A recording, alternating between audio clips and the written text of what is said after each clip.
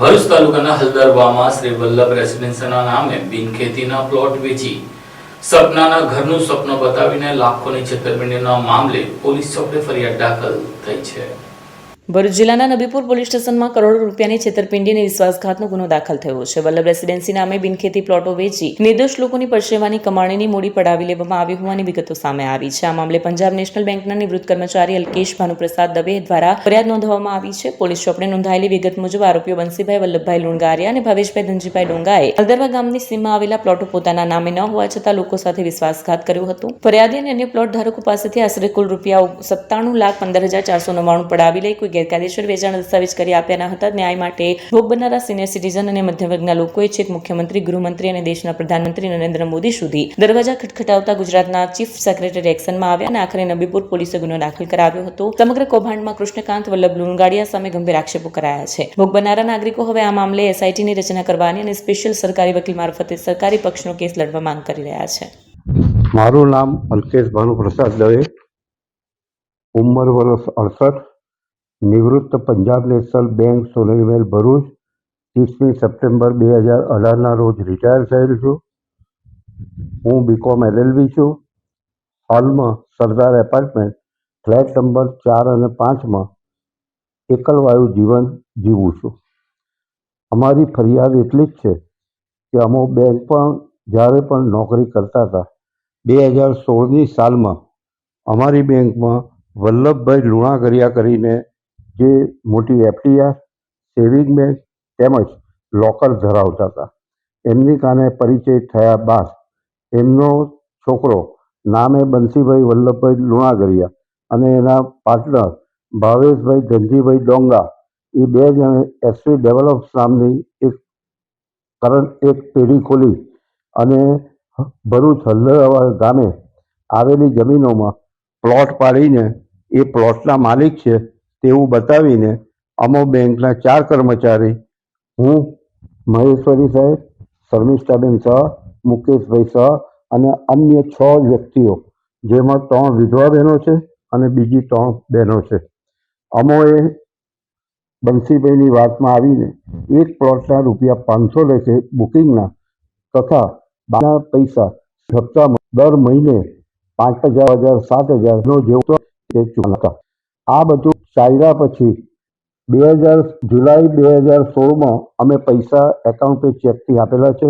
અમારી કાને બેંકનું સ્ટેટમેન્ટ છે। અમે બધા બેંકવાળાએ એકાઉન્ટ પે ચેકથી SV ડેવલપર્સના નામે ચેક આપેલા છે। આમ જોતા ધીરે ધીરે બધો થતા પણ અમોને 2001 પૂરી થઈ ગઈ પણ હજુ 2026 અમોને પ્લોટ વેચાણથી બાકીની રકમ ચૂકવવા હોવા છતાં પણ પ્લોટ અમને વેચાણ આપી શક્યા નથી। એનું કારણ એ છે કે મૂળ આ જગ્યા જે બ્રોચરમાં બતાવેલી છે એ જગ્યાના જ માલિક આ લોકો નથી અને એમણે બી જમીનના મૂળ માલિક જોડે 2016માં ખાલી બાનાખત કરી અને આ જગ્યા લીધી છે અને બાનાખતના પણ પૂરા રૂપિયા જે દર્શાવેલા છે તે આપેલ નથી। જમીનના મૂળ માલિક જોડે પણ 2022ની સાલથી લિટિગેશનનો કેસ ચાલે છે। હવે અમોને 2025માં ખબર પડી કે આ જગ્યા તો એના નામની છે જ નહીં અને એ કાયદેસરનો દસ્તાવેજ કરી શકે એમ જ નથી, એટલે અમે કાનૂની સલાહ લીધી। ત્યાર પછી અમે 18/11/2025ના રોજ નબીપુર પોલીસ સ્ટેશનમાં હું અને મારી જોડે બીજા 9 જણ એમ કુલ 10 જણાએ ફરિયાદ નોંધાવી હતી। ફરિયાદીમાં અમે તમામ કાગળો, તમામ રસીદોની ઝેરોક્સ, અમારા નિવેદનો 2-3 વખત જઈને અમે આપેલ હતા, પરંતુ કેમ 2025થી હજુ આ મહિનાની તારીખે એટલે 8 મહિના પછી FIR પર છે।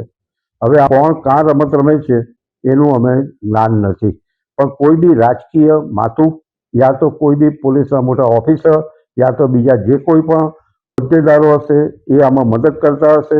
મારું તો એવું ચોખ્ખું, પોતે બીકોમ થયેલો છું, જાણું છું ત્યાં સુધી કોઈ પણ પોલીસ સ્ટેશનમાં કોઈ અધિકારીને કોઈ પણ ભારત નાગરિક પણ જાતની આપે તો પર દિવસ તૈયાર કરવી એવો કાગળપત્ર અમે મહિના સુધી અમો બધી 8.5 મહિના સુધી અમે ગોળ ફરે એવું પોલીસ સ્ટેશન DSP સાહેબને, IG વડોદરાને, DIG અમદાવાદને, ભૂપેન્દ્રભાઈ પટેલને, હર્ષ સંઘવીને હાઈકોર્ટમાં રજિસ્ટ્રારશ્રીને, હાઈકોર્ટના જજને, ભરૂચના ચીફ ઓફિશિયલ એના કોર્ટના સાહેબને અને છેલ્લે અમે કંટાળીને નરેન્દ્ર મોદી દિલ્હી પીએમઓ પર ગયા, અમારી અરજીઓ મોકલેલી છે. તો પીએમઓ સાહેબે અમદાવાદ સેક્રેટરીને આમાં તપાસ કરવાનું કહેતા ન છૂટકે હજુ આ મહિનાની 20મી તારીખે નબીપુર પોલીસ સ્ટેશને અમારી FIR 10 જણની લીધી છે. અમારા 10 જણના કુલ્લે 32 પ્લોટ આવેલા છે અને અમે 57,15,499 રૂપિયા 10 જણે ચૂકવેલા છે. અમોને બહારથી જાણવા મળેલું છે કે ઓછામાં ઓછા 150 પ્લોટ આ લોકોએ વેચીને અને લગભગ રૂપિયા 5 કરોડ રૂપિયા ભરૂચની જુદી જુદી 2 બેંકોમાં કરંટ એકાઉન્ટ ખોલાવીને જમા કરીને ખાતા બંધ કરાવી દીધા છે. એમાં એક પ્રાઇમ બેંક અંકલેશ્વર છે અને બીજી પંજાબ નેશનલ બેંક સોનેરી બેલ છે, જેનું ખાતું પણ કોઈ હજુ દસ્તાવેજ થયા નથી કે અમારી જમીનનો નિકાલ આવ્યા પહેલા લોકોએ કરંટ ખાતા બંધ કરાવી દીધા છે. અમારી માંગણી છે કે અમને ન્યાય જોઈએ. અમારી ઉંમરને ધ્યાનમાં રાખીને અમે બધા 68 વર્ષ આજે અમે રિટાયર થયા અને 8 વર્ષ થયા. અમારી આટલી મોટી પાછલી જિંદગીની મૂડી આ રીતે ચાલી રહી છે.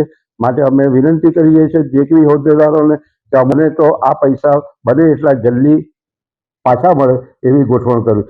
ભરૂચની કોર્ટને પણ અમે વિનંતી કરીએ છીએ કે અમારી ઉંમરને ધ્યાનમાં લઈને અમારી આ જે પાછલી મૂડી હતી તેમાં વિશ્વાસઘાત કરી અને છેતરપિંડી કરેલી છે. જે કોઈ પણ આમાં કરેલી છે એ તમામની સામે કાયદેસર કાર્યવાહી થવી, અમોને ન્યાય મળે એવી અમે અપેક્ષા રાખીએ છીએ.